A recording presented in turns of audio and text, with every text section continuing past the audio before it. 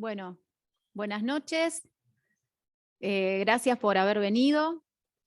Les quiero contar que también, bueno, hacemos un evento híbrido, así que hay gente también conectada desde diferentes lugares. Por suerte volvimos a la presencialidad. Les cuento que, bueno, decidimos hacer este Ateneo Clínico y además le sumamos una actualización epidemiológica y luego una discusión sobre la problemática de la fiebre hemorrágica argentina, porque bueno, como ustedes saben, estamos teniendo mucha actividad viral este año, como otros años hemos tenido también, con algunas particularidades de que bueno, están cambiando y después las chicas nos van a contar un poco. Están cambiando tal vez la idea del abordaje, y bueno, es muy importante, sobre todo para el médico que está en la atención primaria o en la atención clínica, no solo para los infectólogos, que tengamos en cuenta esta enfermedad como diagnóstico diferencial de otras. Así que vamos a empezar primero con la presentación de 3 casos clínicos. La doctora Victoria Labart, que va a ser la que va a comenzar, es residente del Hospital Provincial y va a comenzar con un caso de un paciente adulto, luego la presentación de 2 casos pediátricos y después continuamos con la parte epidemiológica. Así que bueno, Victoria.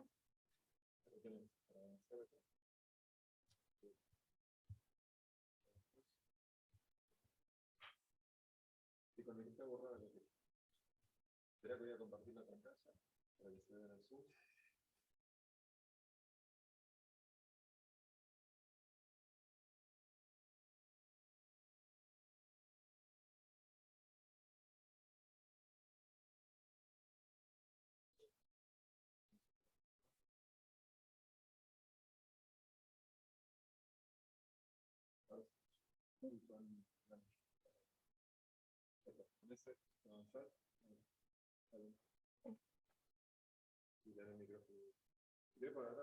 No, no estoy. Bueno, buenas noches, mi nombre es Victoria Labart, yo soy residente de Clínica Médica del Hospital Provincial y yo voy a estar presentando el caso de una paciente que nosotros tuvimos internada en nuestro hospital en el mes de abril. Es una paciente femenina que se presentó como un síndrome febril agudo. Es una paciente de 54 años que ella consulta a la guardia externa por un episodio de fiebre de 5 días de evolución que está asociado a astenias, mialgias y dolor abdominal. Ella al interrogatorio dirigido refería a episodios de diarrea de tipo líquida no disenteriforme, asociado a náuseas, disurias y tos seca. Cuando ella ingresa a la guardia se le realiza un laboratorio en donde se observan diferentes alteraciones, principalmente una leucopenia asociada a plaquetopenia con aumento de las transaminasas y CPK. En todo ese contexto de la clínica y el laboratorio se la interpreta como un síndrome febril inespecífico y se solicita todas las serologías correspondientes con la ficha epidemiológica del síndrome febril agudo y se habla con el servicio de hemoterapia, en donde finalmente se transfunde plasma de convaleciente al 7º día desde el inicio de los síntomas. Como antecedentes personales, la paciente es una paciente hipertensa que fue diagnosticada hace 10 años en tratamiento con enalapril, es ex tabaquista. En relación a las vacunas, ella tenía 3 dosis para COVID y no estaba inmunizada para la fiebre hemorrágica. Y en cuanto a las características de la vivienda, ella refería a vivir en una casa de material que presentaba agua corriente y cloacas. Convivía con otras 5 personas, negaba viajes recientes de ella, pero sí refería como positivo únicamente que 2 convivientes habían viajado en los últimos 2 meses a Formosa. Lo que yo dejé ahí es una foto de las características del barrio donde ella vive, en un barrio con zanjas. Ella refería al consumo habitual de verduras que compraba en el mercado local y negaba la presencia de roedores en las cercanías donde ella vivía. Este es el mapa más o menos de la zona en donde ella reside, que es entre Avenida Francia, Avellaneda y Boulevard Seguí. Y en cuanto al examen físico, cuando nosotros la ingresamos y la conocimos a la paciente, ella estaba en buen estado general, estaba con todos los signos vitales conservados. Como positivo ya tenía las mucosas semihúmedas y presentaba muguet oral. A nivel del aparato respiratorio, cardiovascular, no presentaba ninguna alteración y tampoco tenía estigmas o signos de sangrado.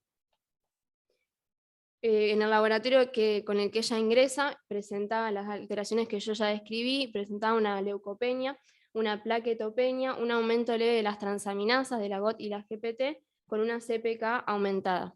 durante toda la internación de la paciente se fueron haciendo laboratorios de forma seguida, donde se evidenciaban esas alteraciones que fueron empeorando para presentar una mejoría hacia el final de la internación. Bueno, en relación a los otros estudios, nosotros siempre le solicitamos la orina completa a todos los pacientes que ingresan, en donde como positivo ella presentaba hematuria 5 cruces y tenía abundantes células epiteliales, leucocitos y hematíes en la orina. Le pedimos una serie de serologías, de las cuales como únicamente positivo resultó la PCR para fiebre hemorrágica detectable, siendo el resto de las serologías, como por ejemplo la de dengue, negativas. Entonces, como resumen de la evolución de la paciente, es una paciente de 54 años que cursó 10 días de internación en la sala general por un cuadro inicialmente interpretado como un síndrome febril agudo por las características que yo ya describí de 5 días de evolución de fiebre, astenia, mialgias, asociados a un laboratorio con una leucopenia, plaquetopenia, aumento de las transaminasas y de la CPK. Cuando ella ingresa, como ya dije, se le pidió todas las serologías para estudio de los síndromes febriles agudos, y se le transfunde al 7º día del inicio de los síntomas plasma de convaleciente. Al inicio de la internación, la paciente refería, además de toda esta clínica, síntomas de disuria y también por la fiebre que presentaba. Nosotros la cultivamos a la paciente con urocultivo y hemocultivos, que como positivo vinieron de los hemocultivos 2 de 2 Escherichia coli, que fue sensible a TMS, por lo que ella realizó tratamiento con TMS por 7 días, como una bacteriemia ABG-. También ella fue agregando en el transcurso de la internación unas úlceras orales que eran indoloras, por lo que se decidió pedir las serologías virales e hisopar la úlcera, dando las PCRs para virus de herpes, CMV y virus de Epstein-Barr negativos, y también agrega durante la internación una leve alteración de la marcha asociada a un fino temblor de la lengua y un fino temblor distal. Y bueno, y como creo que yo ya mencioné, el día 22 dio positivo la PCR para fiebre hemorrágica argentina. Durante la internación, la paciente evolucionó febril, ya quedando afebril hacia el 3er día de su internación, siempre clínica y hemodinámicamente estable, y como yo ya dije, al final de la internación, el día que se fue de alta, que fue el día 10º de su internación, ya había resuelto la mayoría de los parámetros del laboratorio, normalizando los glóbulos blancos, las plaquetas, con una leve alteración de las transaminasas, pero con una CPK normal. Muchas gracias.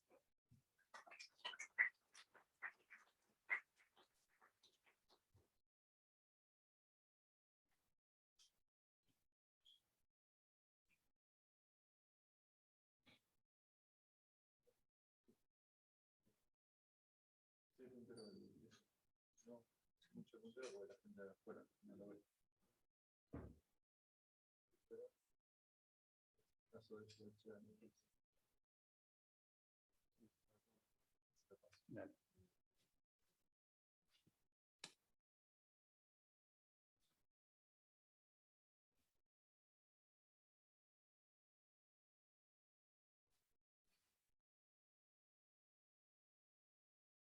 Buenas tardes, noches. Vamos a comentar un caso de un paciente que se internó en una institución pediátrica en el Sanatorio de Niños de Rosario. Este es un paciente cuyas iniciales son BM, masculino, de 10 años, sano previo, aparentemente inmunocompetente, que se interna el 13 del mes pasado por fiebre y vómitos de 3 días de evolución. Como antecedentes, es un paciente eutrófico con inmunizaciones completas y sin un foco epidemiológico de COVID o de otra patología. Los padres y los hermanos estaban sanos. Es derivado del SAMCO de Pavón, de la provincia de Santa Fe, en donde se internó 48 horas previas por el mismo cuadro que presenta el ingreso a esta institución, siendo tratado con hidratación parenteral, metoclopramida y antitérmicos. El paciente en esa instancia tenía 3.300 blancos, con un predominio de neutrófilos en 70%, 163.000 plaquetas, un hematocrito de 32 y hemoglobina de 11, con un eritro de 28. Este paciente permanece internado ahí y el día 13 del 6, con un hemograma que varió hacia la visitopenia, con 1.800 blancos y 99.000 plaquetas, es derivado a nuestra institución con la sospecha de fiebre hemorrágica argentina.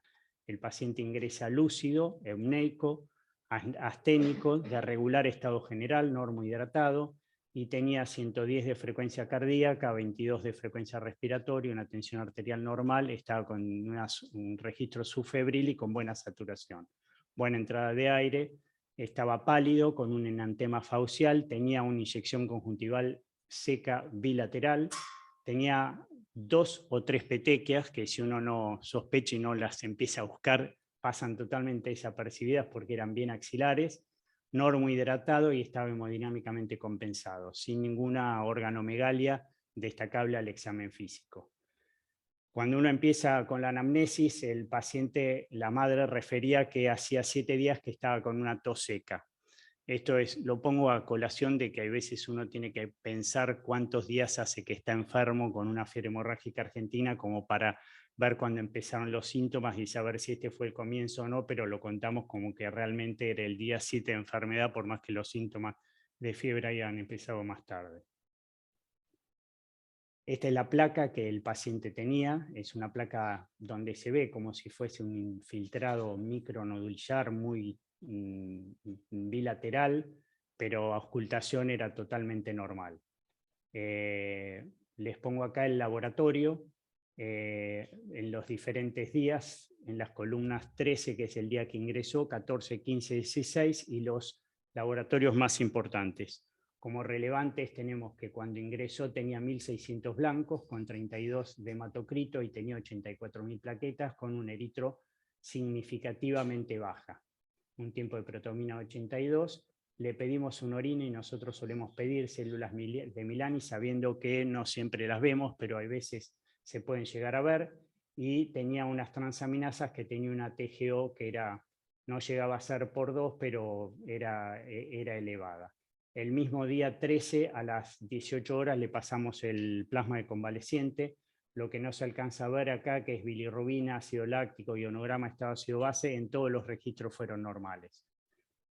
Los glóbulos blancos subieron un poquitito al día siguiente, pero se mantuvieron recién hasta el día del alta, el 18, o sea, casi 4 días después, que empezaron a subir y las plaquetas también. No se anemizó más que los 32, 33 de hematocrito, siempre mantuvo una eritrosegmentación baja con una PCR negativa y las transaminasas empezó a subir la TGP un poquitito, pero no pasó más que 1/2, 1,5 o algo así. Después empezaron a descender y el paciente se va de alta el día 18 de junio. Estas son las células de Milani, es la foto del microscopio. Les comento acá la secuencia que describimos recién de los glóbulos blancos y las plaquetas. Bajaron un poquitito el día 16, tanto los dos recuentos, y después empezaron a subir el día 18. Nosotros acá también registramos que le pasamos el plasma de convaleciente, tuvo fiebre durante los primeros 48 horas y después registro subfebril, y como venía con esa placa, esa tos y todo eso, se le hizo ceftriaxona. Al tener todos los cultivos negativos, se le suspendió, hizo nada más que 3 días de ceftriaxona. Esta es la placa que se le repite el 15 del 6 en mitad de la internación, no interpretando como que tenía ninguna neumonía, era un poco ahí la línea paratraqueal derecha un poquitito fumada, pero no tenía ningún signo de condensación ni clínico ni semiológico. Y a los 15 días del alta tiene esta placa, donde le pedimos también una placa de senos paranasales porque el paciente seguía con una tos, con una rinorrea, y vemos que tiene velado un seno maxilar derecho, así que el paciente ya tenía un laboratorio totalmente normal, con eritro baja, estaba todavía medio asténico, pero estaba haciendo actividad normal. Le dijimos que todavía le faltaba el registro de la serología, si bien teníamos PCR positiva, la serología que hay que hacer de control, y le di un macrólido 5 días para tratar esta sinusitis maxilar. Este es el caso.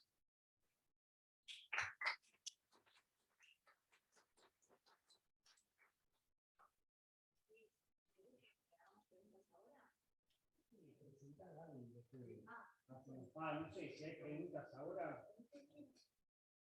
Dale. Fernanda quiere hacer preguntas.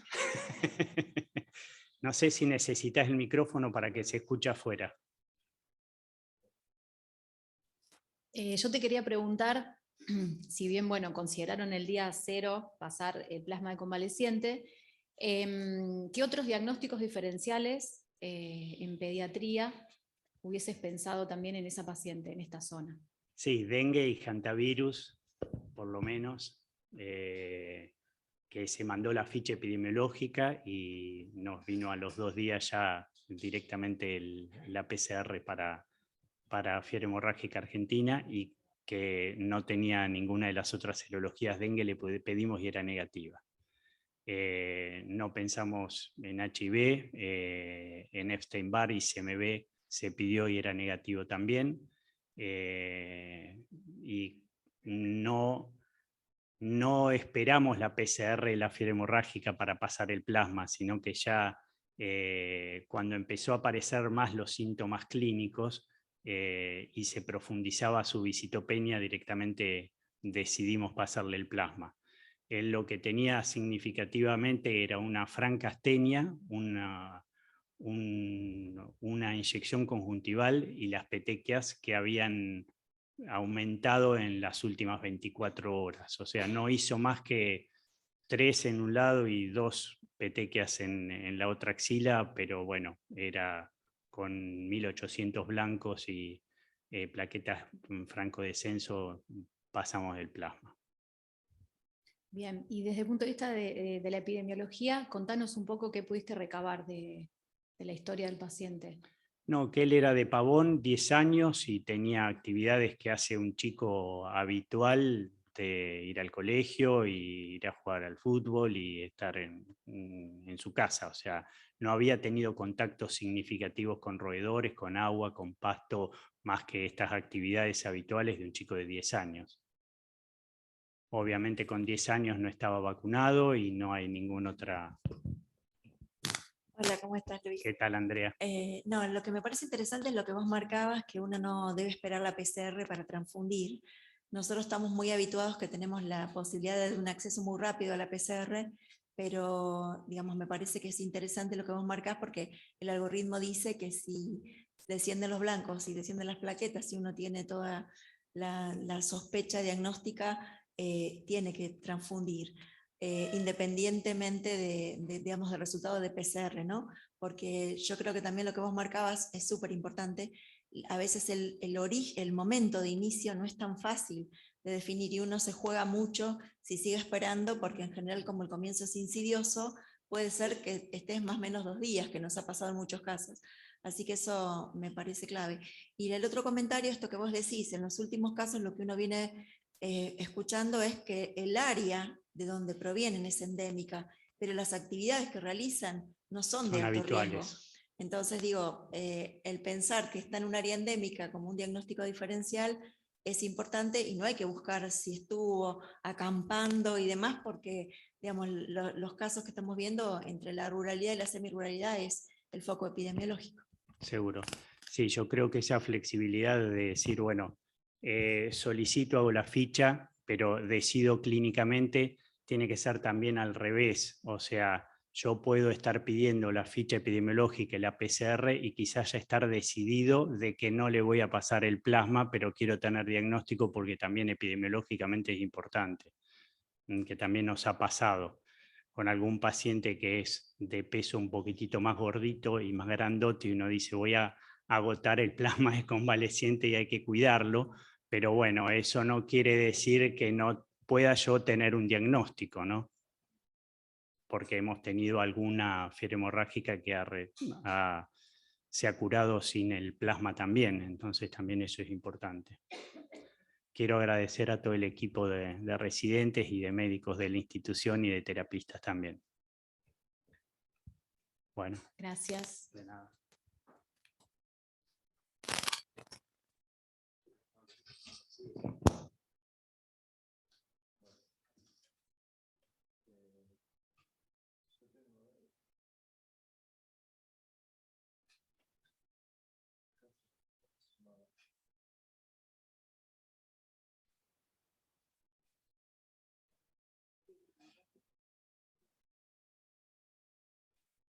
Médicos, de la no era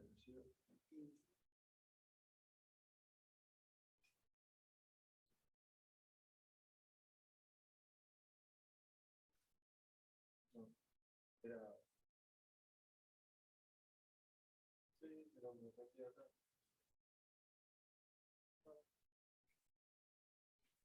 No puede estar donde hoy así. No, me sonaba el apellido, pero... Lo tienen... ¿Lo tienen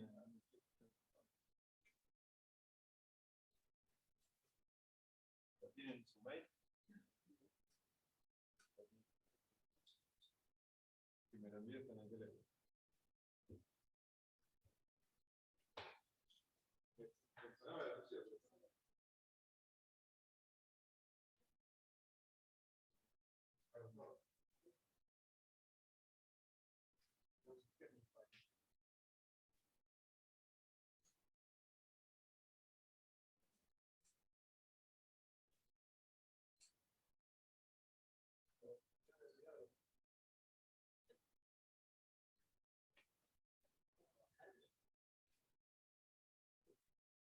Como a mí yo me había entrevistado en esa opción, me quedé.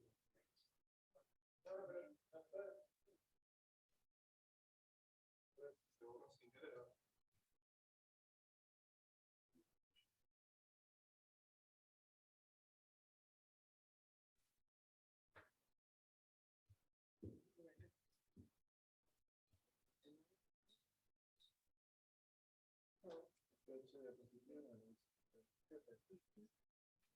Bueno, pero no lo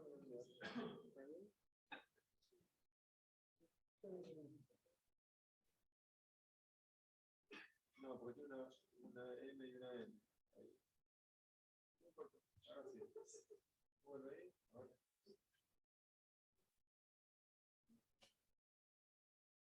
Lo envío. Ahí. Ya se ponga R.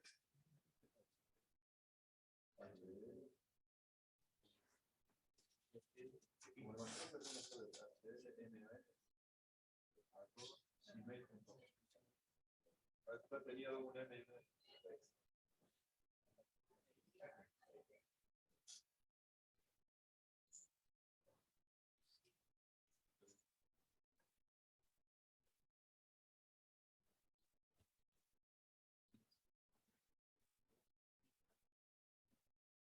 De nuevo.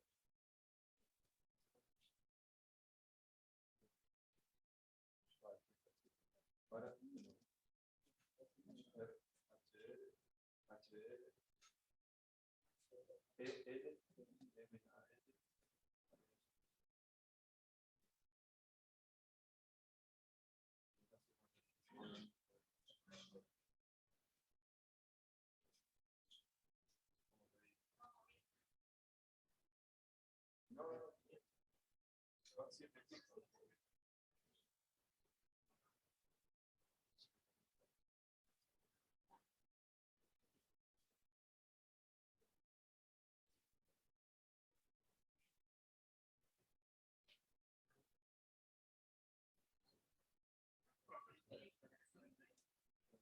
Puede pasar. Pero no está la diapositiva. No llegó.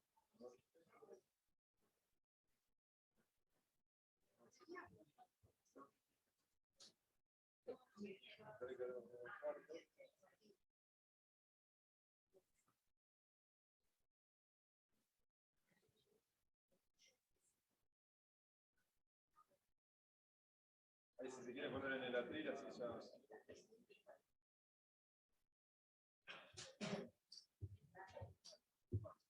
Sí, me vine. Bueno, disculpen, este es un caso que nosotros tuvimos en el Hospital de Niños Vilela de Rosario durante febrero del 2021. Está borrado avanza. Bueno, la fecha de ingreso fue el 25 de febrero del 2021, es un paciente masculino de 3 años de edad, sin antecedentes familiares ni personales de jerarquía, con vacunas completas para la edad, que consulta por un cuadro de 5 días de evolución, caracterizado por registros febriles de jerarquía entre 38,5 y 39 grados, asociado a edema bipalpebral, decaimientos, mialgias, y agregó las últimas 24 horas diarrea sanguinolenta. El examen físico era un paciente que estaba pálido, irritable, tenía inyección conjuntival, los labios secos, la lengua saburral, y no presentaba ninguna adenopatía ni hepatoesplenomegalia. El laboratorio, el primer laboratorio con el que ingresa, 4.550 glóbulos blancos con una fórmula repartida, una hemoglobina de 11,6 y un hematocrito de 34 y 90.000 plaquetas. Eritro de 5, PCR de 4,5. Y algo bueno, que llama la atención al ingreso, el resto está bien, una GOT de 1726 y una GPT de 438. Una LDH también elevada y una SPK algo elevada para nuestros datos de laboratorio. El paciente se hipotensa mientras estaba siendo revisado en la guardia y por clínica y exámenes complementarios se lo asume como un shock séptico con foco enteral. Y también, como estábamos en plena pandemia, se toma, digamos, como un segundo diagnóstico, un síndrome inflamatorio multisistémico asociado a COVID. Se realiza una expansión con suero fisiológico en 2 oportunidades, se medican con vancomicina, cefotaxim, a dosis habituales, se toman hemocultivos por 2 y orina. Tenía un TP normal, un KPTT de 57,6, una orina que tenía nada más que una cruz de hemoglobina, leucocitos una cruz y hematíes una cruz. El hisopado para COVID era por PCR negativo, y por mala evolución clínica pasa a terapia intensiva, donde permanece durante 7 días. Requirió 4 días de asistencia respiratoria mecánica, inotrópicos por 5 días, e hidrocortisona por ser un shock refractario. Se realizan múltiples correcciones del medio interno, recibimos un coprocultivo positivo a Shigella flexneri, se suspende la vancomicina con el resultado de los hemocultivos y se completan 7 días de cefotaxim. Durante la evolución, el paciente agrega una depresión del sensorio con tendencia al sueño, por lo cual se le realiza una tomografía axial computada y un líquido cefalorraquídeo para físico-químico y cultivo. Y se solicita un FilmArray para meningitis y encefalitis. Se solicitan serologías para hepatitis A, B y C, CMV, virus de Epstein-Barr, leptospirosis, COVID, dengue, triquinosis y fiebre hemorrágica argentina, y se le solicita PCR para CMV y Epstein-Barr. Por clínicas y exámenes complementarios, y aparece la noción de foco por parte un poco de la madre de la zona oeste de la ciudad, y tenían un basural cerca, donde los chicos tendían a ir, y ellos decían que veían roedores alrededor de la casa. Y bueno, se constata también un edema de miembro inferior en el pie donde había una vía, y se descarta que no tuviera una tromboflebitis. Tenía una ferritina, con este diagnóstico supuesto también de PIMS, de 8.582, muy elevada, un dímero D de 1.448 y un ácido láctico de 10,8. Recibimos la IgG, la IgM para COVID que fue negativa, las PCR para CMV y Epstein-Barr también fueron negativas, un eco abdominal sin particularidades, TAC de cráneo, la tomografía que se hizo de pie, y la radiografía de tórax sin focos ni consolidación.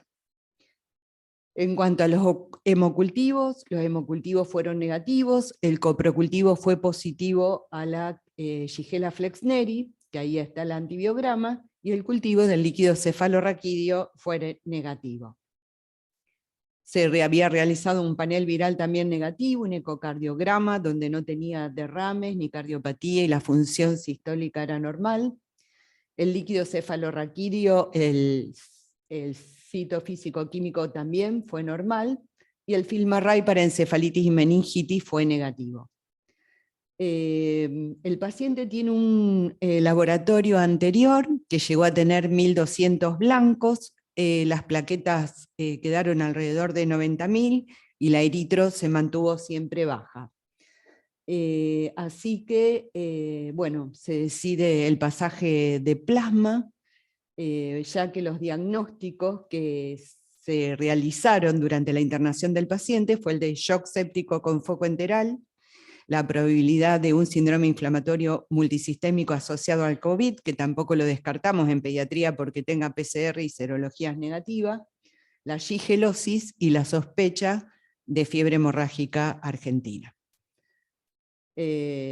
Recibimos en el mes de marzo la PCR positiva para virus Junín, así que, bueno, confirmamos el diagnóstico. El paciente mejora y recupera su laboratorio a las 48 horas de haber realizado el pasaje. Ahí en el laboratorio del 3 de marzo, 6.050 glóbulos blancos y plaquetas 175.000. Eso es post-pasaje de plasma. Y bueno, yo solamente quería, recordaba este artículo que dice cómo la enfermedad de Kawasaki o los síndromes inflamatorios sistémicos también pueden mimetizar otras enfermedades. En los listados que uno puede leer en la bibliografía no aparece la fiebre hemorrágica argentina, pero bueno, si nosotros vemos en PIMS, por ejemplo, las manifestaciones gastrointestinales muy frecuentes en pediatría, casi el 90% lo tiene. Por otro lado, el 50% de shock con que se manifestaba estos cuadros de síndrome inflamatorio, y la anemia, la linfopenia y la trombocitopenia, que si bien, como digo, no va a aparecer como un diagnóstico diferencial, nosotros en este paciente tuvimos el diagnóstico diferencial de un shock séptico, con un probable foco enteral, que fuera un síndrome inflamatorio multisistémico, ya que estábamos en plena pandemia del COVID, bueno, no dejar de pensar en una enfermedad endémica con ese laboratorio. Esto también es para, bueno, lo que puede mimetizar, pero ustedes pueden ver, fíjense, dentro de los diagnósticos diferenciales de la enfermedad de Kawasaki o de un síndrome inflamatorio multisistémico, cómo puede aparecer el shock séptico por estafilococo o estreptocóxicos, y abajo dice riquecia, leptospirosis, meningococcemia, sarampión, rubiola, o sea que, bueno, en pediatría los diagnósticos diferenciales de estos cuadros son muy difíciles realmente, ¿no? Y solo le quiero mostrar, pero las fotos, estas 3 fotos que se ven acá, son del síndrome inflamatorio multisistémico asociado a COVID, con esa inyección conjuntival, exantemas que podemos ver en los niños más pequeños. De fiebre hemorrágica argentina, lamentablemente no tenía una foto para poder mostrarles, pero miren el síndrome de Kawasaki con sus manifestaciones a nivel del exantema, la inyección conjuntival, la sequedad de los labios, e incluso son también diagnósticos diferenciales de farmacodermias. Así que, bueno, nada, esa era nuestra presentación.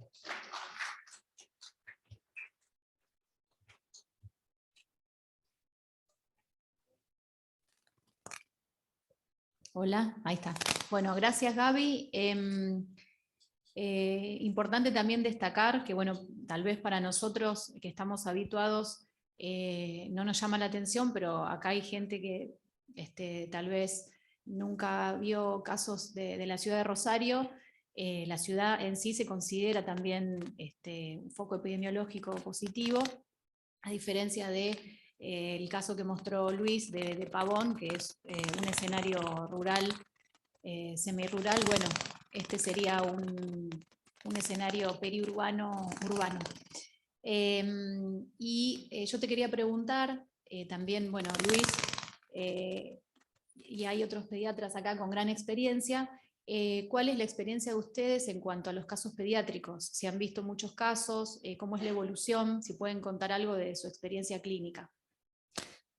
Sí, la verdad que hasta hace 5 o 7 años atrás veíamos más casos, sobre todo en el otoño, se presentaban estos cuadros, y lo podíamos ver como el síndrome clásico, que es más frecuente en el adulto, pero incluso formas totalmente neurológicas, por ejemplo, cuadros de encefalitis, sin tantas manifestaciones en la piel, o sin tanto el ribete gingival que presenta el adulto, las petequias, o cuadros de hepatitis muy marcada, o estas formas mixtas, digamos. Pero lo que no veíamos tan frecuentemente es a lo mejor formas de shock, como nos llamó la atención en este paciente, ¿no? Que realmente es un shock y pasa terapia y está 4 días en ARM y con drogas inotrópicas. Pero creo que en nuestra zona y con un laboratorio, con leucopenia, trombopenia, que tiende a ser cada vez más marcado, y con esa eritro anormalmente baja, como dice Luis, llama la atención. Después, los marcadores inflamatorios, nosotros lo vemos en sepsis bacteriana, los vemos en los síndromes inflamatorios multisistémicos, en el Kawasaki, o sea, eso lo vemos en todo tipo de infecciones severas. Pero bueno, lo tenemos que tener siempre en mente a la fiebre hemorrágica.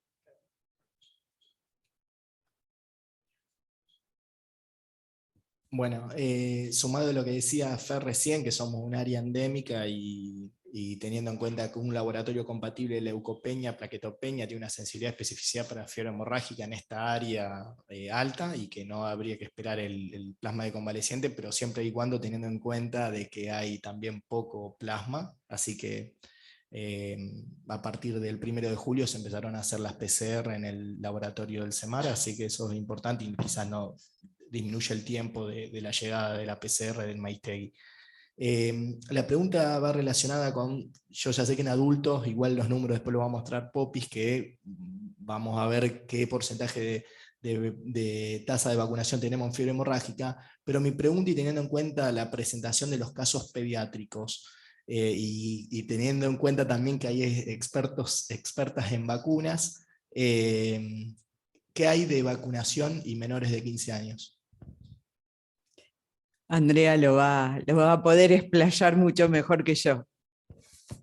Bueno, el tema con la población pediátrica, se hizo un estudio cuando se comenzó a aplicar la vacuna de fiebre hemorrágica, en FIRMAT sobre todo, pero ese estudio, lo que estuvimos buscando con la gente del Instituto Maiztegui, no tiene la rigurosidad de un estudio en fase 2.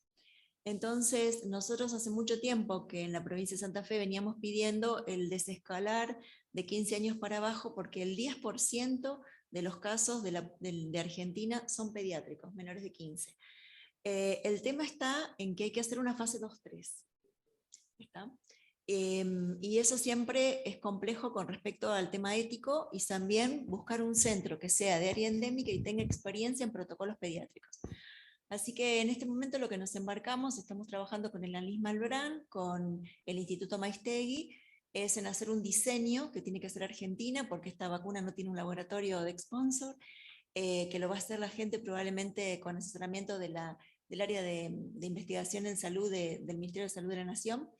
Y mi propuesta fue sumar a la gente de Córdoba, de Río Cuarto, porque Río Cuarto es área endémica, y ahí hay un centro privado de investigación en población pediátrica.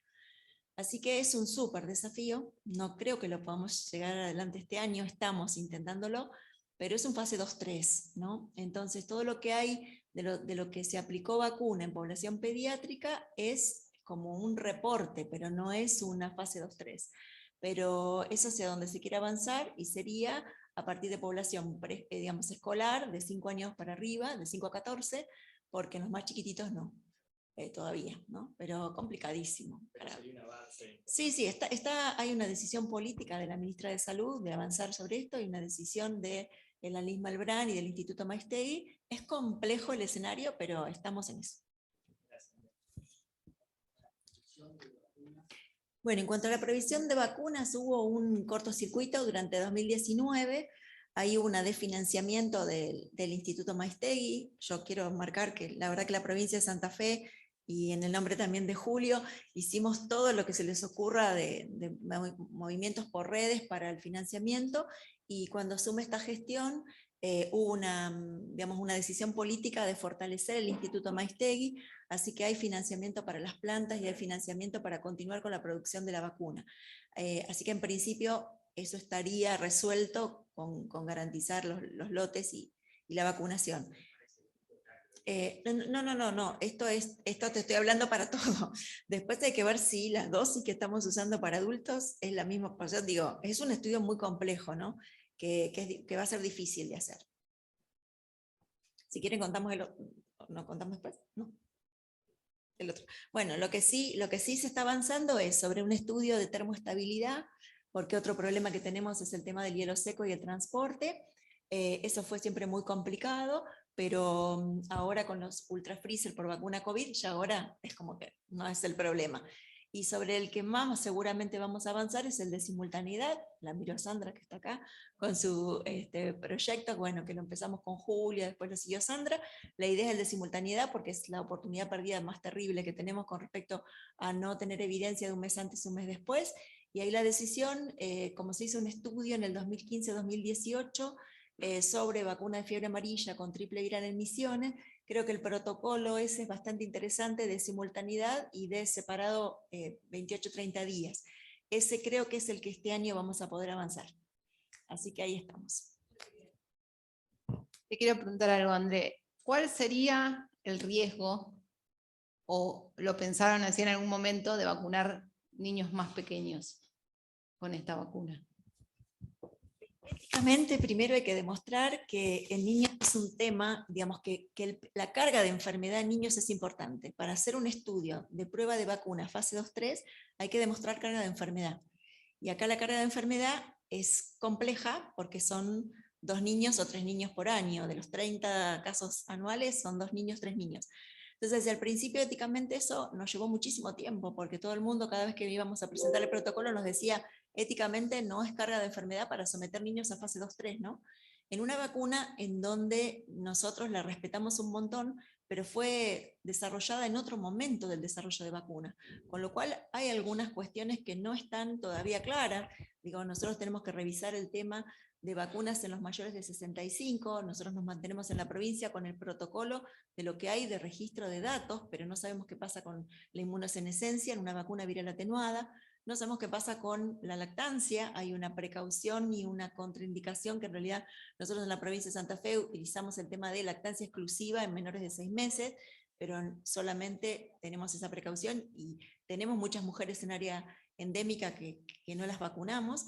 Así que es una vacuna que necesita revisar un poco los datos, no porque sea una mala vacuna, sino porque necesitamos revisar los datos a la luz de lo que ahora se trabaja con vacuna, que son otros estándares, ¿no?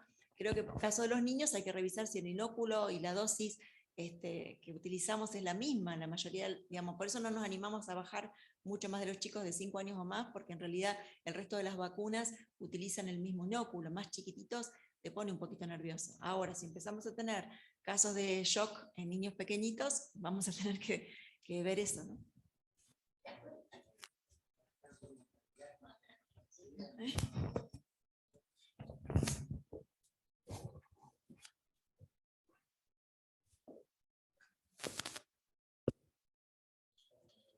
No, justo lo que decía Andrea al respecto de lo de la vacuna, que justamente ayer tuvimos una reunión con Nación, que va a haber un cambio desde Nación en cuanto a la logística. Nosotros, gracias a lo que fue la distribución de vacunas COVID, tenemos freezer de -20 en muchos lugares de la provincia. Puntualmente en la zona endémica que tenemos acá en el sur hay muchos lugares, por lo tanto se va a planificar en descentralizar la vacuna de la fiebre hemorrágica en lugares estratégicos, cabeceras en todo el sur de la provincia.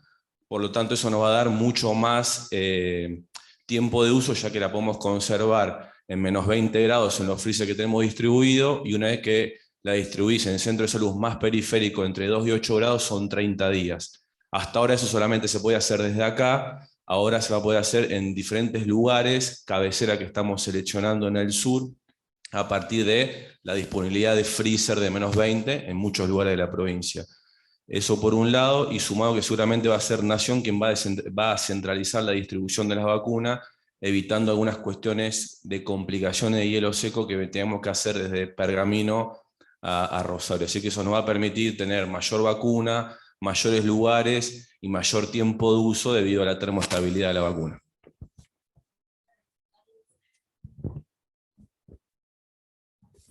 Gracias, Sebastián.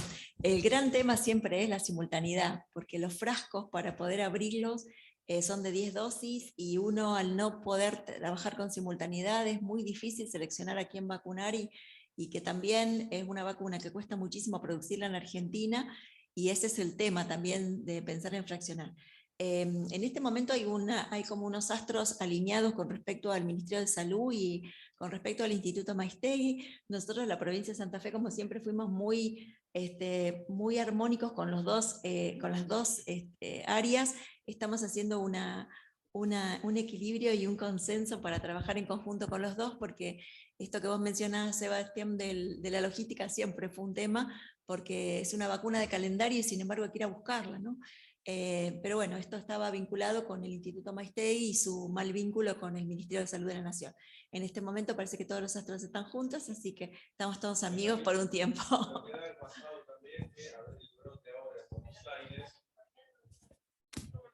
De Buenos Aires, como que también Nación miró la situación, así que por eso fue lo que pasó, que empezó a prestar un poquito más atención sobre el tema. Exacto.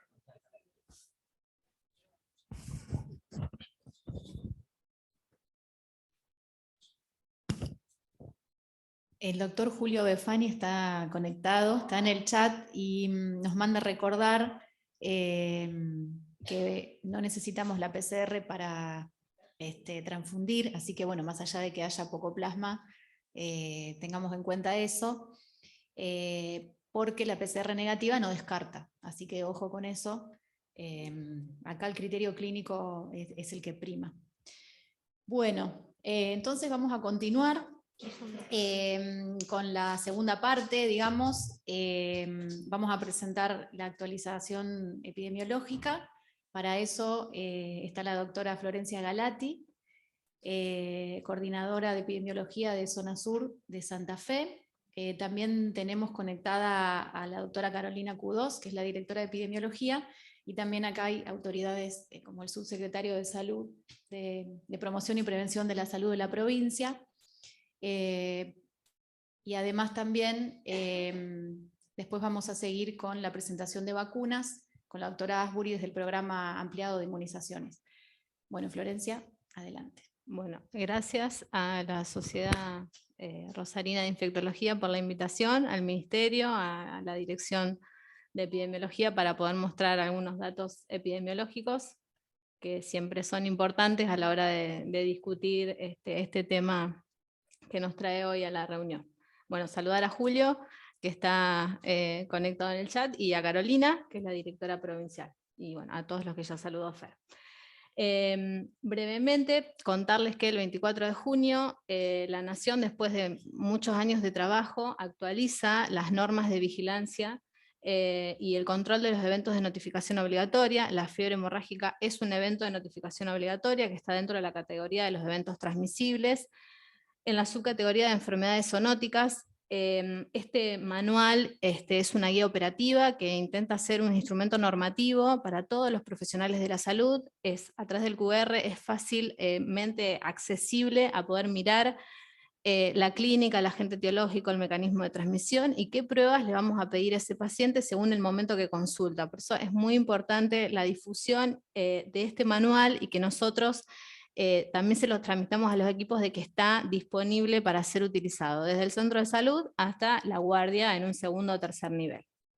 Bueno, mencionarles que en los últimos 5 años no se ha evidenciado la circulación del virus Junín fuera del área endémica. Sí hay un incremento de riesgo de la población que vive en este área por el movimiento que pudimos observar en este último año de la zona que era netamente rural pasa a periurbana y urbana, con la posibilidad de la reemergencia de esta patología y bueno, recordarles que los registros de fiebre hemorrágica pueden ocurrir durante todo el año con brotes estacionales que ocurren en otoño y en invierno con un pico en el mes de mayo. Que coincide con la máxima actividad agrícola-ganadera, principalmente en nuestra provincia, y las máximas densidades anuales que se encuentran del roedor, que conocen todos, que es el ratón maicero.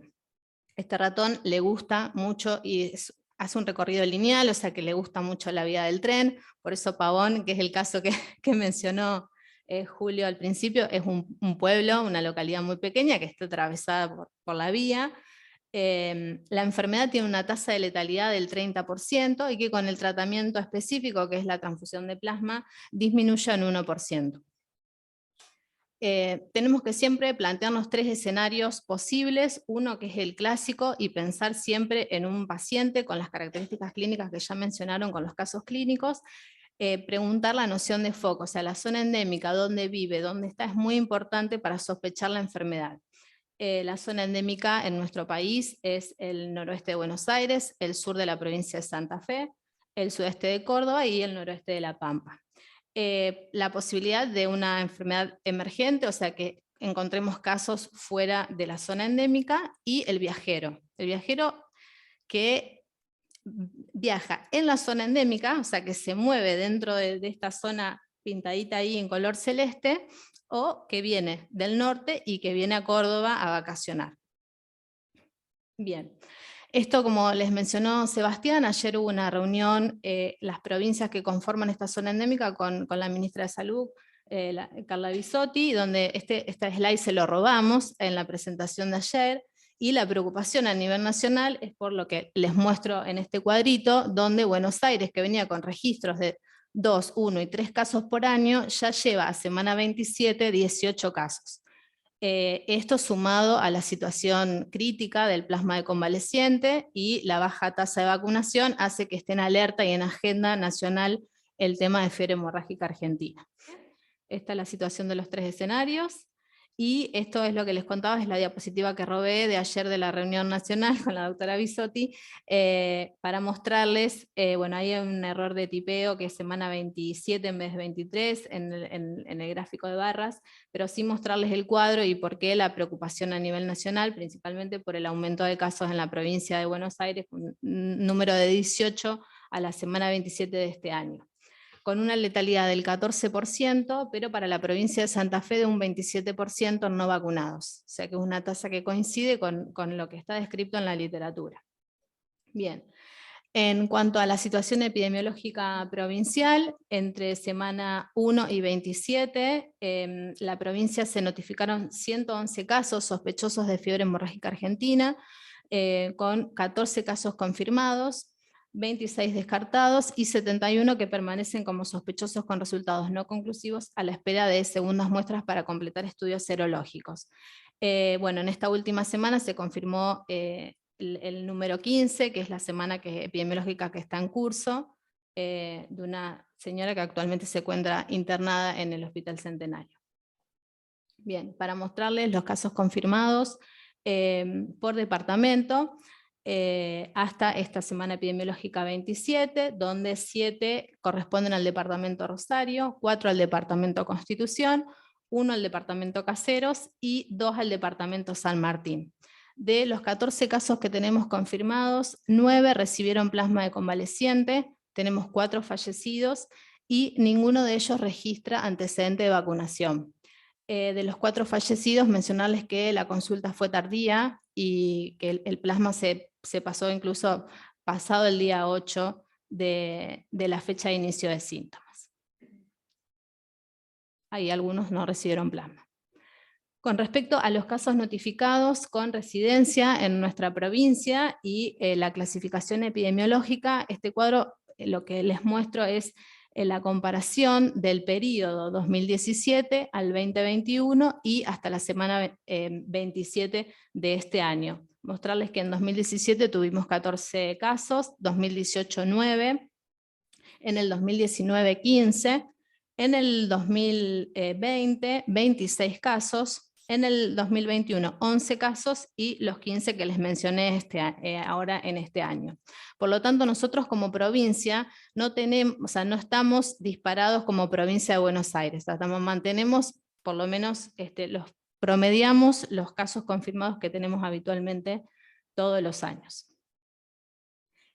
Acá en este gráfico, estos son los casos confirmados según la residencia por departamento, mostrarles que las barras de color celeste claritos son las del departamento Rosario, y las del azul más oscuro son las del departamento Constitución. O sea, en la comparación de estos últimos años, siempre el mayor número de casos lo tiene el departamento Rosario y el departamento Constitución.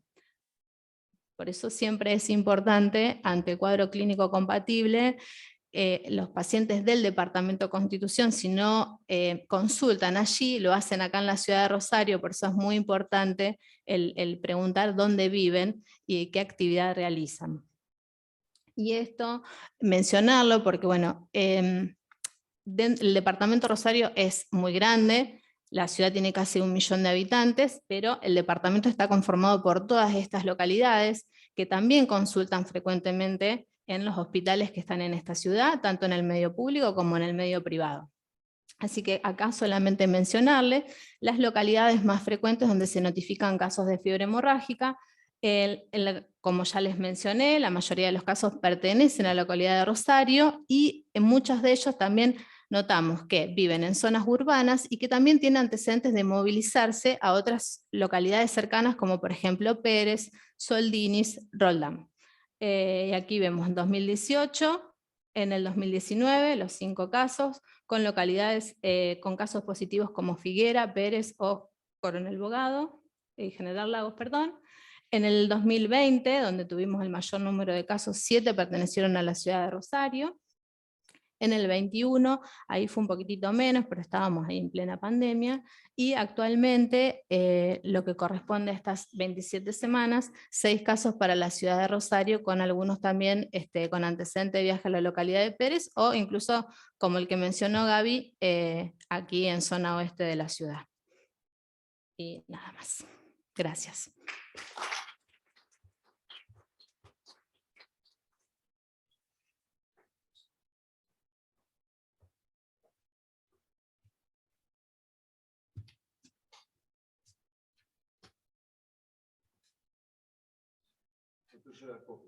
Popis.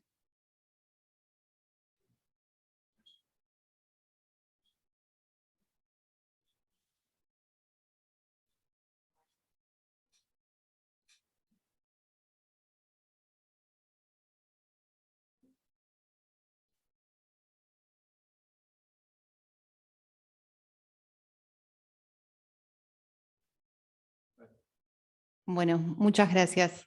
Bueno, nosotros desde el programa de inmunizaciones, algo que nos pidió Fer, bastante complejo, fue evaluar lo que son las tasas de cobertura de vacuna de fiebre hemorrágica argentina, lo cual yo para introducir quiero decirles que tiene muchas limitantes. Nosotros a nivel programa controlamos las tasas de vacuna por registro SICAP, que es un sistema que está desde el 2011, por ende hay mucha población vacunada con fiebre hemorrágica argentina hace muchos años atrás, y esos registros no están actualizados en SICAP o se han perdido porque eran registros en papel, entonces ahí nos encontramos la primera limitación. Sacar tasas de vacunas en adultos también es muy complejo, manejar denominadores en adultos, entonces con el equipo, que acá están los chicos, nos planteamos, bueno, ¿qué podemos plasmar en cuanto a vacunación de fiebre hemorrágica? Entonces, una de las preguntas primero que nos hicimos es, ¿cuál es nuestra tendencia de vacunación en la provincia de Santa Fe? Y si esa tendencia de vacunación iba de la mano con los casos confirmados de fiebre hemorrágica, porque como ustedes saben, cada vez que se confirma un diagnóstico, un paciente, en cada localidad existen estos dispositivos que se va al área, se va al barrio, se hace rastreo, se mira los carnets de vacunas, se vacuna, pero queríamos saber también cuántas personas están vacunadas dentro del calendario que nosotros tenemos a partir de los 15 años. Esto es un gráfico de toda la provincia de Santa Fe, en el cual ustedes pueden ver, esto es muy dependiente de registro, ¿no? Entonces, no sabemos si estamos hablando de una mayor cobertura, de mayor vacunación o de mayor registro, porque si hay algo que nos dejó de bueno vacuna COVID, es que los vacunadores han empezado a registrar mucho más en lo que es SICAP. Pero como ustedes pueden ver en la línea en verde, ¿sí? Se ven una tendencia a un aumento de dosis aplicadas de vacuna de fiebre hemorrágica, sobre todo en localidades o en departamentos como Villa Constitución. A ver si esto... ¿Cuál es? Bueno, entonces, les mostraba, esta línea verde es la tendencia en aumento de dosis aplicadas desde el 2016 al 2021.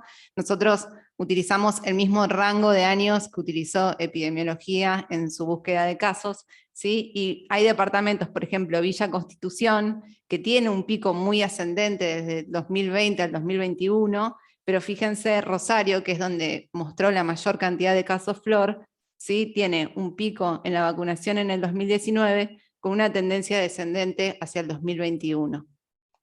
Hay otros departamentos que lo que nosotros vimos es que tienen una muy baja cantidad de dosis aplicadas, ¿sí? Entonces, cuando nosotros vimos este primer gráfico, nos planteamos, bueno, ¿por qué estos departamentos tienen esas bajas dosis aplicadas / registradas? ¿Tendrá que ver con la cantidad de casos confirmados? Entonces lo que hicimos, esto acá es para que vean primero en un gráfico de barras cómo sí ha ido aumentando el registro y la vacunación a través de los años, sí, eso es algo positivo. Y fíjense que esto es lo que nos prestó Flor, ¿sí? Hay un aumento de casos, ¿sí? En el año 2020, así todo, más allá que hay una tendencia ascendente en las dosis aplicadas, ¿sí? Nosotros esperaríamos que quizás 2021 por la cantidad de casos pique, pero bueno, fue justo año de pandemia. Y también pasa un poco esto que relataba antes Andrea, la no coadministración en una época donde también se priorizó en el 2021 lo que es la vacuna COVID, también ha hecho que quizás no hayamos vacunado en el número esperado, porque además también fue un año en el que empezamos a vacunar adolescentes, entonces que también es la edad que comenzamos a vacunar para fiebre hemorrágica. Entonces lo que nos pusimos a ver como otro objetivo es ver si la vacunación es igual en todos los departamentos de la provincia, que la fiebre hemorrágica es endémica. Como ustedes ven, se mantiene esa tendencia ascendente. Lástima que no podemos ver aquí abajo, ¿sí? Pero por ejemplo, en lo que es Belgrano, sí, la verdad que no es donde más casos confirmados nosotros tenemos. En el departamento de Caseros también hay un aumento de vacunación en el año 2021. Yo creo que esto con esto tiene que ver en cuanto más a registro. Dale, porque no me los acuerdo de memoria. Ahí está, creo que sí, ahí está. Esto también puede ser más que dosis aplicadas que tenga que ver con registro, ¿sí? Con un aumento de registro. Ahí no pasa ahora. No.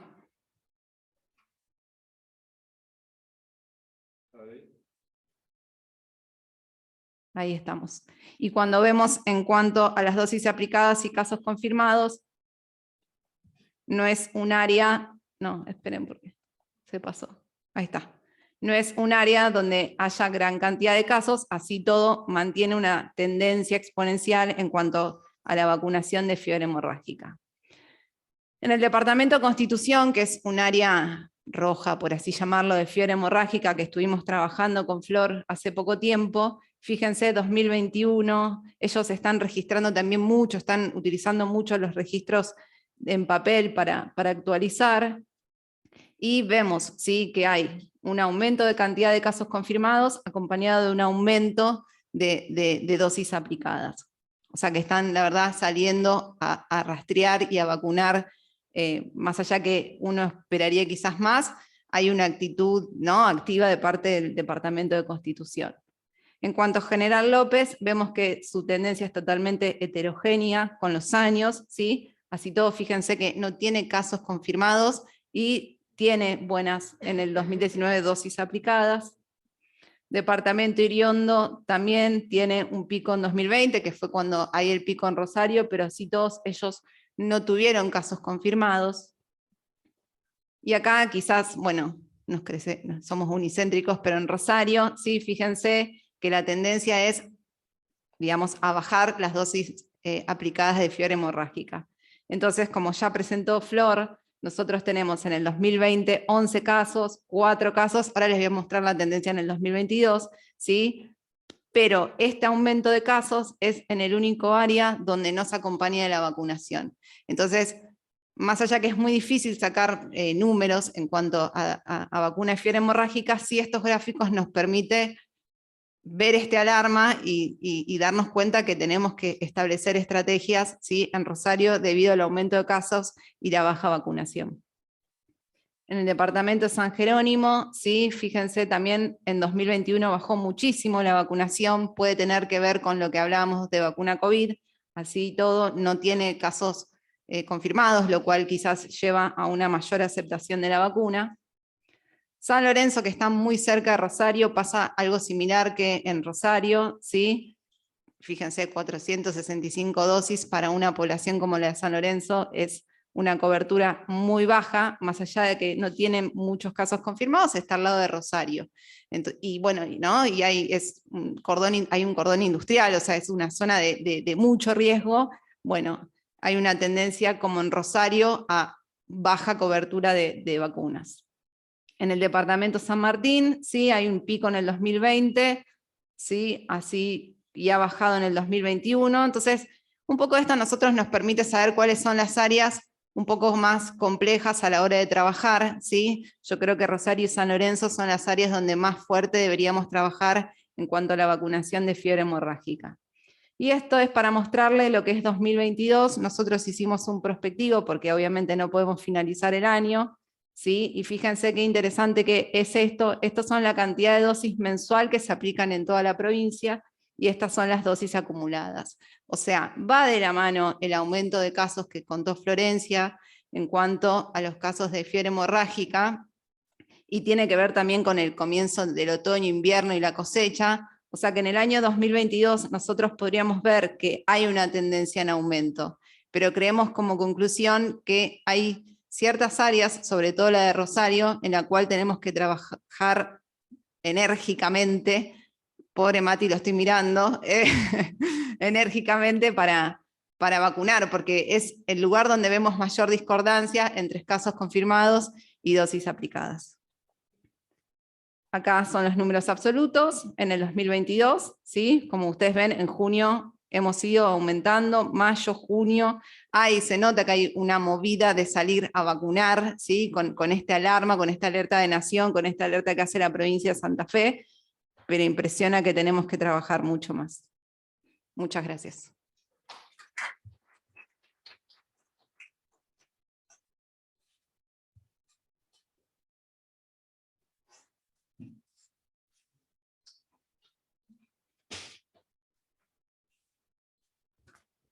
No, solamente un comentario con respecto a por qué Rosario tiene menos vacunados que en otro lado. Nosotros hicimos muchísima fuerza para que la vacuna pudiera entrar a Rosario, porque cuando el Instituto Maistegui tenía su producción, no podía escalar a la necesidad que teníamos para Rosario, que eran 5 millones de dosis que necesitábamos si habilitábamos la vacunación en todos los centros de salud. Entonces, todo lo que hay en general en el Departamento General López, hay una gran sensibilidad porque todo el Departamento General López fue el que más participó en la prueba de la vacuna. Y mucha de la población ya, digamos, naturalizó y se incorporó a la vacunación, lo mismo que lo miró Néstor ahora con la donación de plasma, porque es un departamento se trabajó muy fuertemente, FIRMAT, Rufino, con la vacunación, y es un departamento sensibilizado, y Rosario ingresó mucho más lento, porque no tenían la cantidad de dosis, y había mucho miedo de que si abríamos a Rosario en todos los centros de salud, se quedara sin dosis al llevarse 5 millones de golpe, ¿no? Así que ahí hay una historia, digamos, diferencial, que me parece importante marcarla, porque si no parece que no hubieran trabajado los de Rosario, pero es así, y está vinculado con la sensibilidad o no de grupo. Y solo para reflexionar, nosotros estamos siempre muy preocupados con Pérez y Soldini. Hicimos en su momento una captura de roedores con la gente del Instituto Maistegui, que tiene el equipo de zoonosis, y no encontramos portación de virus Junín en los roedores de Pérez. Sin embargo, Pérez, uno tiene que tomarlo como que si viene un paciente de Pérez con un síndrome febril, lo primero que tiene que pensar es fiebre hemorrágica, porque es muy difícil, no entendemos por qué, pero todos los años Pérez tiene un caso.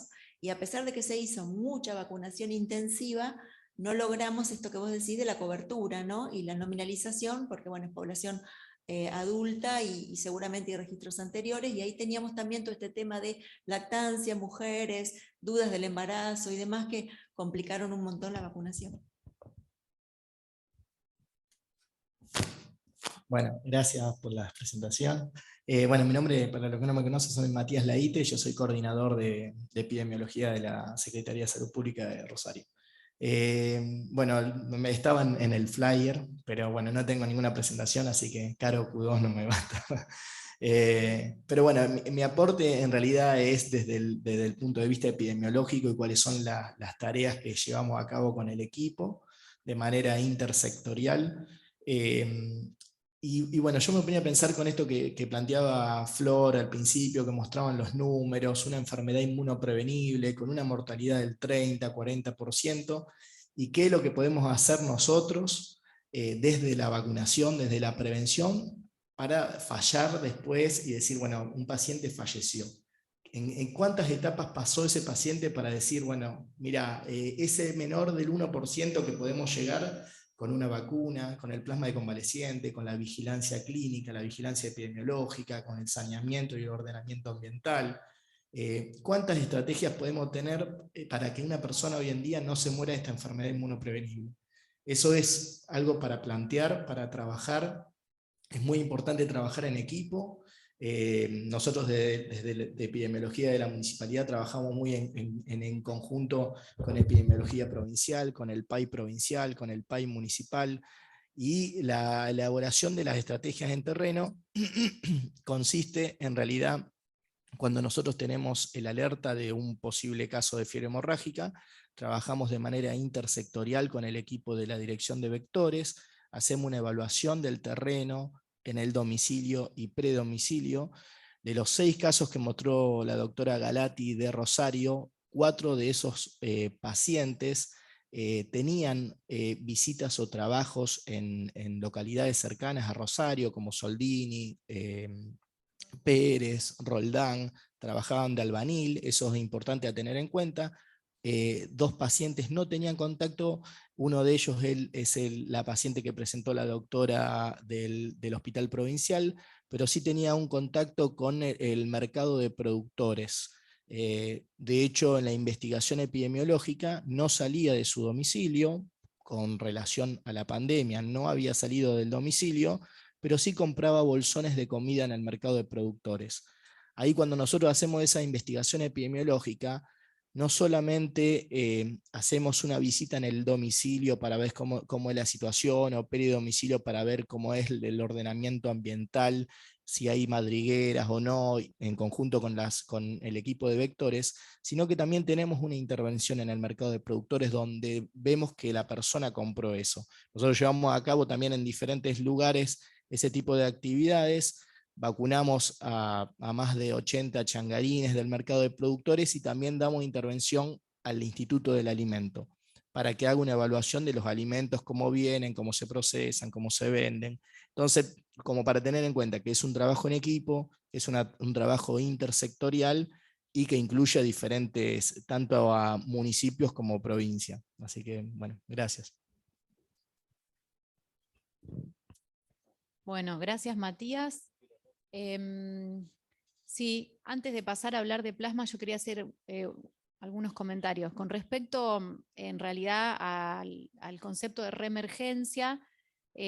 Como ven, ojo, porque nosotros tuvimos casos en realidad todos los años, y en el 2020 estábamos apabullados por el COVID, pero recordemos que tuvimos 2 brotes simultáneos, dengue y fiebre hemorrágica argentina, en las mismas semanas epidemiológicas. Como bueno, en otros momentos también ocurrió. Primer punto, plantear el dengue entonces como diagnóstico diferencial cuando existe circulación. Por suerte es endemo epidémico y no tenemos circulación todos los años autóctona. Otro tema es el tema de la urbanización de la enfermedad. Ustedes saben que hace una semana tuvimos un encuentro científico en SADI, y al plantearlo con los expertos, en realidad no es que la enfermedad se haya urbanizado, sino que ciudades como Rosario, que tienen un periurbano, si se quiere, o un modelo periurbano metido dentro de la ciudad, y como decía Flor, donde las líneas férreas, que en realidad, bueno, traen los granos y los roedores vienen con ella, digamos, es muy importante. Si a su vez le sumamos un desordenamiento ambiental, vamos a tener el Calomis musculinus, que es silvestre, en la ciudad, pero no es que la enfermedad per se sea urbana. Ese es un punto que se planteó la semana pasada. Y otra cosa, con respecto a lo que vos decís, Matías, cuando uno hace la vigilancia epidemiológica y habla con el paciente, y a veces tiene la oportunidad de hablar personalmente, o con el familiar, o bueno, con el médico tratante, muchos pacientes, casi todos, por decirlo más exactamente, refieren múltiples consultas al sistema de salud antes de la internación. Entonces, los médicos de la atención primaria son los que principalmente deben sospechar la enfermedad, porque hay un tiempo. Ustedes saben que para bajar la mortalidad tenemos que pensarlo, sospecharlo y pedir el plasma antes del 8º día. Entonces, es importante que los médicos de APS, el médico rural, el médico de familia, también el médico del 2º nivel, y ni hablar el del 3er nivel, tiene que sospechar la enfermedad para que esa mortalidad baje, además de nosotros a nivel central ofrecer el plasma, un diagnóstico temprano. Otra cuestión es que ustedes saben que la PCR es confirmatoria. Sin embargo, lo ideal es que también soliciten a los 60 días una nueva muestra de suero, porque el Instituto Nacional en realidad sigue haciendo pruebas de contralor, pero una PCR positiva confirma. Así que bueno, ahora otro comentario.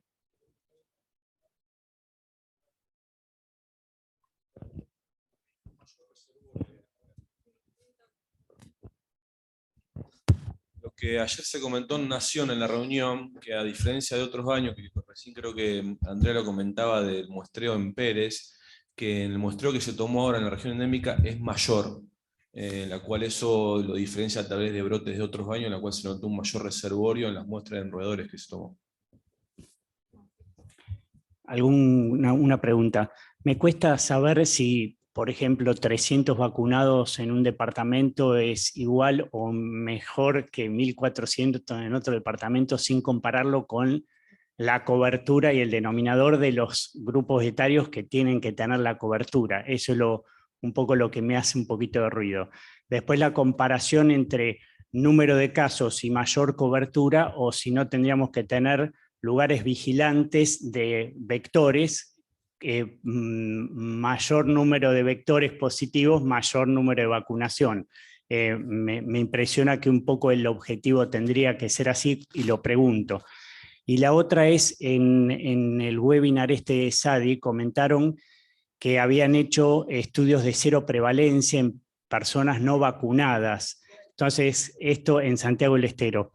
Y la pregunta es si uno podría, sabiendo lo que cuesta la vacuna o lo que cuesta hacer en personas como decís vos, changarines, o hacer estudios de prevalencia y ver si realmente eso sirve para evitar una vacuna o no, y cómo se puede hacer un seguimiento de eso, que no sé si está estudiado o no, pregunta.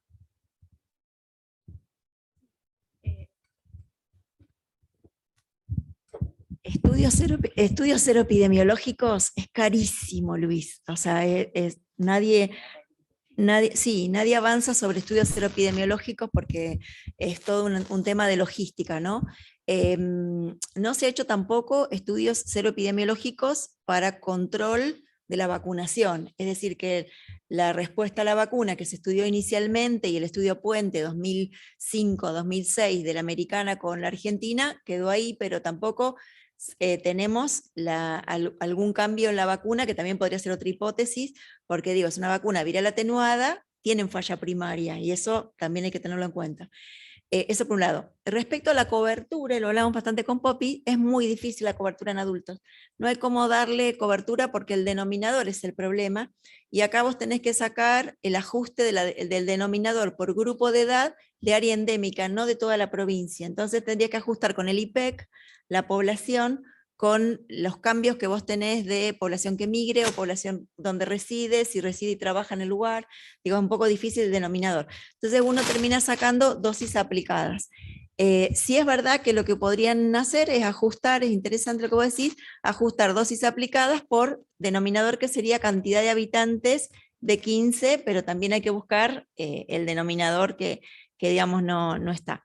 Y el gran tema es lo que dice Popis. Yo creo que hay muchísima más gente vacunada. Digo, General López, sin duda, la mayoría de la población hay mucha vacunada. Incluso hay gente que ha llegado ahora a la edad adulta, porque conozco los hijos de los que se vacunaron de niños y que ahora son adultos. Y esos chicos tuvieron seguimiento serológico. Así que esos niños que ahora son adultos y ya algunos profesionales están vacunados desde que fueron niños. Así que es bastante complejo, pero me parece que en la medida que se vaya ordenando con el registro y la carga de lo que se pueda recuperar, ayuda.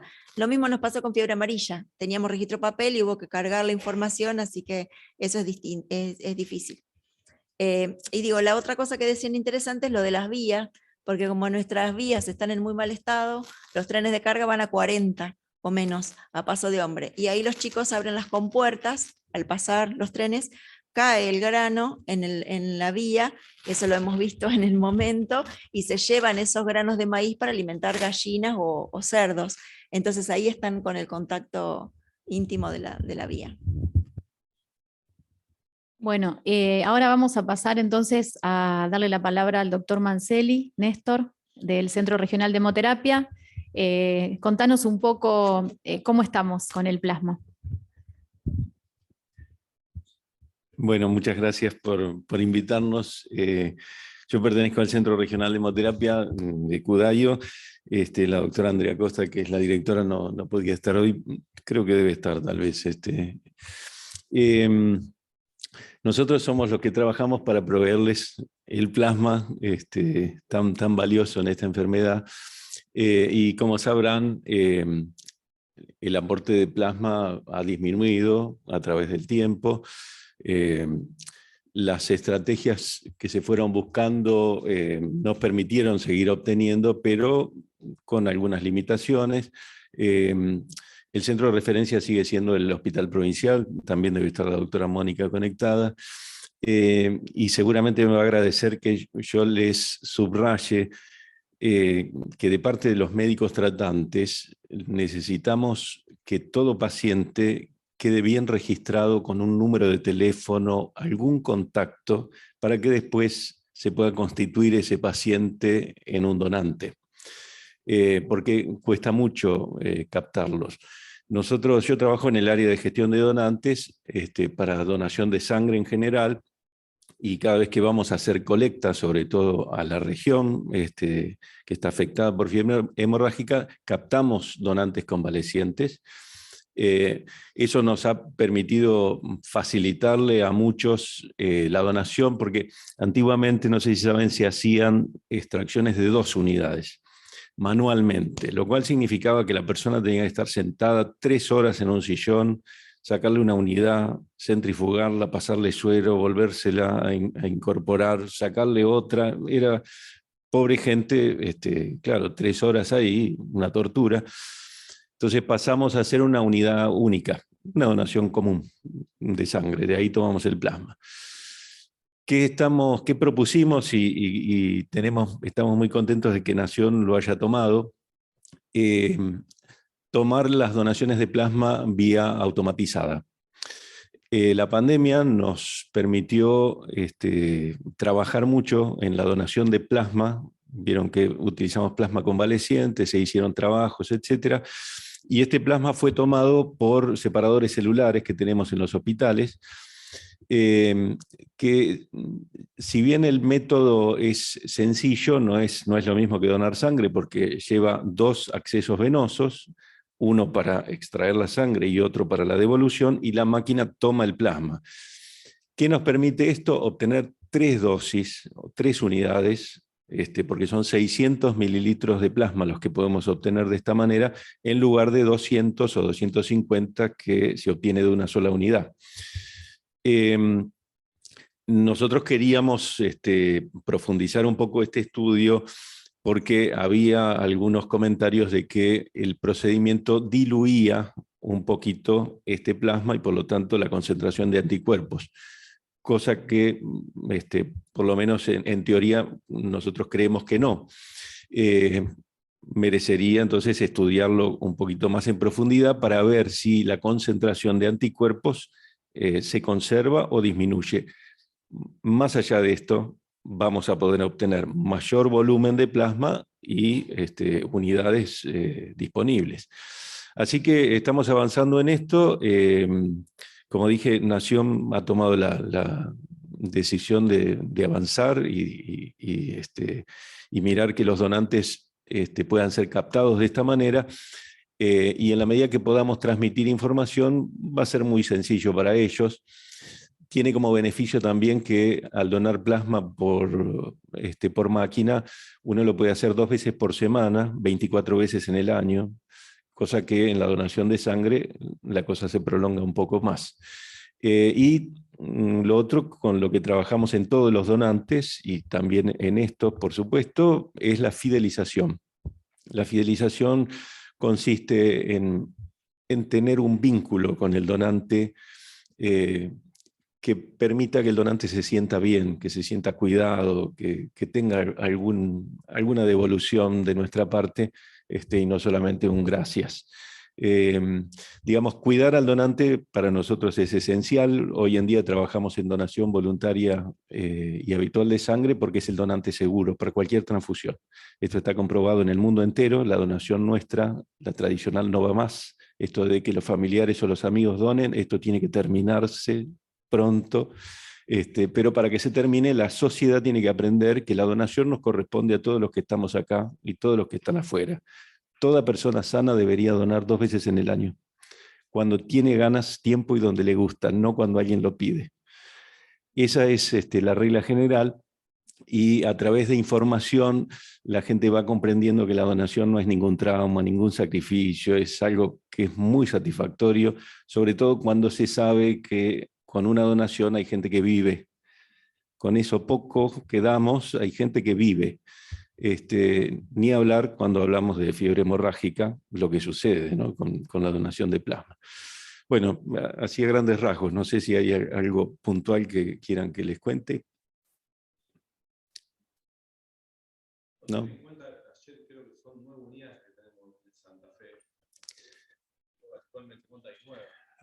¿Dónde decís? Nosotros acá en la provincia. ¿De plasma? No, claro, depende del título.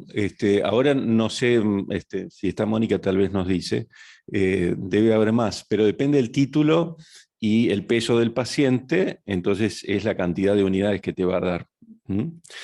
Tengan en cuenta también, creo que lo saben, pero para compartir, cuando no es isogrupo, es válido utilizar plasma de otro grupo porque medimos la concentración de anticuerpos naturales. Si está por debajo de 1,64, los anti-A, anti-B, ese plasma puede ser utilizado sin problema. Digo, para quitar temores en algunos médicos que le mandamos un plasma de otro grupo. La duración del plasma es diferente a la del plasma enriquecido que vos utilizás como factores de coagulación. O sea, que a vos te dura el plasma, un plasma que uno tendría guardado para un paciente con una sepsis que vos le das por factores de coagulación, tiene un tiempo menor que la duración del plasma me olvidé, perdón. Yo le preguntaba a Néstor si la duración del plasma de fiebre hemorrágica es mayor que la duración de un plasma fresco que uno habitualmente conserva y digamos, utiliza como para aportar factores de coagulación.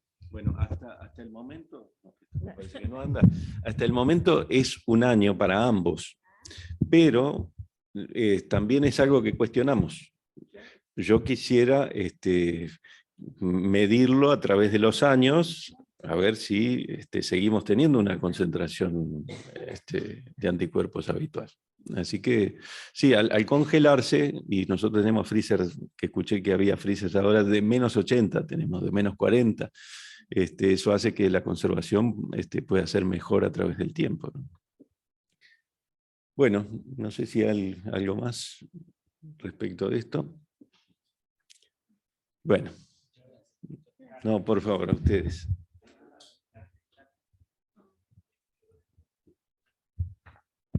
Bueno, preguntas en el chat no, comentarios del doctor Julio Befani, que está conectado, que él trabajó muchos años en esta enfermedad, que recordemos, bueno, también diagnósticos diferenciales en esta zona, hantavirus y leptospirosis, y que como decía Andrea, bueno, hay muchísima gente vacunada no registrada en SICAP, entonces bueno, son números que no tenemos. Bueno, ¿nadie más quiere comentar algo?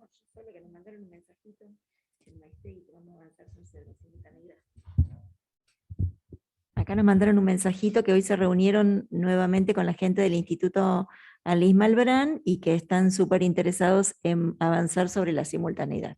Así que por lo menos nos vamos un año con una alegría. Para Julio, dedicado para Julio con cariño. Una pregunta cortita. Con la PCR, las dos muestras, 0 y 60 días, ¿se siguen haciendo? Bueno, esto es algo hablado con Anabel Sinchi de Maistegui. En realidad, ustedes saben que la PCR positiva ya confirma, pero es importante para ellos tener un contralor y ver qué pasa a los 60 días. A su vez, hay casos en donde es importante saber qué cantidad de anticuerpos neutralizantes, si fue vacunado o no fue vacunado. Así que en realidad lo vamos a seguir solicitando. Más allá de que el caso se cierre, sobre todo en el sistema, como confirmado por PCR.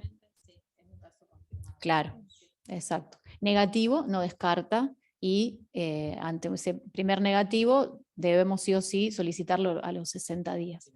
Nosotros teníamos el concepto que era entre 45 a 60, pero ellos explicaron que lo ideal es esperar 60 días desde el inicio de los síntomas. Y no desde el inicio de la fiebre, como lo dijo alguien, creo que Luis, o vos, siempre contar para el plasma el inicio de los síntomas. Por eso en pediatría es difícil, porque es, bueno, cuando empezó a sentirse mal, entre comillas, el niño, para no pasarnos con los días, porque luego del 8º día se sabe que no hay, que no hay efecto. Hemos también visto que por ahí solicitan el plasma luego del día 8. Bueno, eso sería gastar plasma porque no hay efectividad. Bueno, ¿hay preguntas en el chat? Hola, Fer.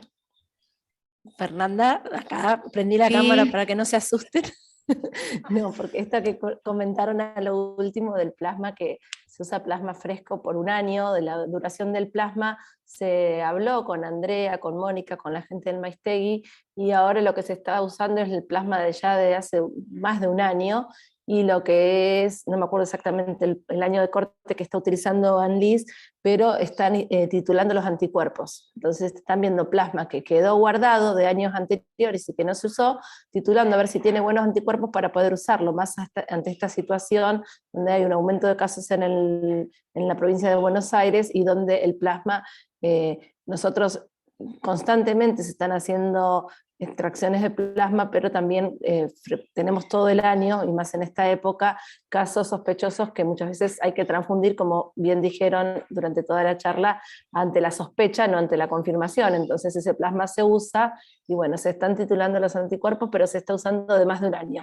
Ahí justo está escribiendo Andrea Acosta en el chat, que está diciendo que se están titulando justamente, se están usando del 2017-2018, se están titulando para evaluar el uso.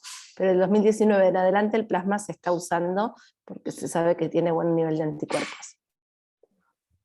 Quería aportar eso que justo estuvimos trabajando últimamente. Prendí la cámara para que vean que no soy solamente un fantasma acá que habla. Bárbaro, gracias, Caro. Muchas gracias. Mariano. No, pero... Mariano Llanelo pregunta si hay algo de revacunación. Bueno, revacunación hacemos cuando la gente no conserva su certificación, o sea que la hacemos, como en cualquier vacuna, sin constancia se revacuna, aunque la gente jure y perjure que se vacunó. Y bueno, otra línea de investigación sería intentar dar un booster a la gente que tiene la vacuna y poder ver si esa población que recibe el booster con determinado título de anticuerpos pudiera ser un futuro donante. Esa es otra línea de investigación que todavía no se avanzó, pero pareciera ser interesante. Por ahora es una única dosis con los estudios que hay, y se han ido haciendo, digamos, seguimiento, como yo decía, de poblaciones que se vacunaron de más pequeños o de gente como para ver si los títulos de anticuerpos se mantenían. Tiene toda la potencia de ser una viral atenuada, con lo cual tenés muy buena respuesta, pero digo, esto del booster a nosotros nos parece sumamente interesante para reclutar gente que pudiera... Y la otra cosa que no mencionamos fue el tema de los ESAVIS, y a mí eso me parece interesante, porque cuando la gente se vacuna para fiebre hemorrágica, en general es muy bien tolerada, pero algunas personas han hecho cuadros pseudogripales, y en algunas de estas personas, cuando ha habido errores programáticos, recuerdo siempre un colega que se vacunó con gripe y con fiebre hemorrágica, cuando se vacunaron en forma simultánea, le dosamos anticuerpos para fiebre hemorrágica, y los que han hecho cuadros pseudogripales levantan unos títulos infernales. En este caso, este colega atribuía todo el cuadro gripal a la gripe, pero en realidad el cuadro gripal seco que tenía era es un virus replicativo por ser viral atenuada. Así que, y recuerden que si alguna persona hace un cuadro luego de la vacunación importante con leucopenia y plaquetopenia, está indicado en esos casos transfundir con plasma si el cuadro es grave. Por eso también hay que balancear la vacunación masiva con saber que hay un porcentaje de la población que puede hacer un ESAVI moderado a severo y que va a requerir transfusión de plasma.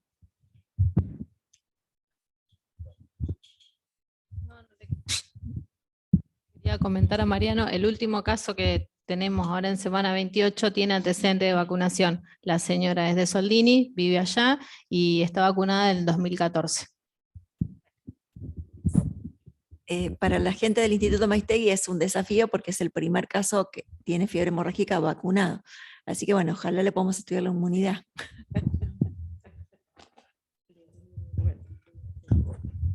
Bueno, muchas gracias a todos por haber participado.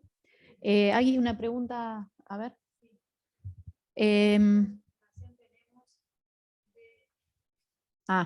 Preguntan sobre el síndrome neurológico tardío.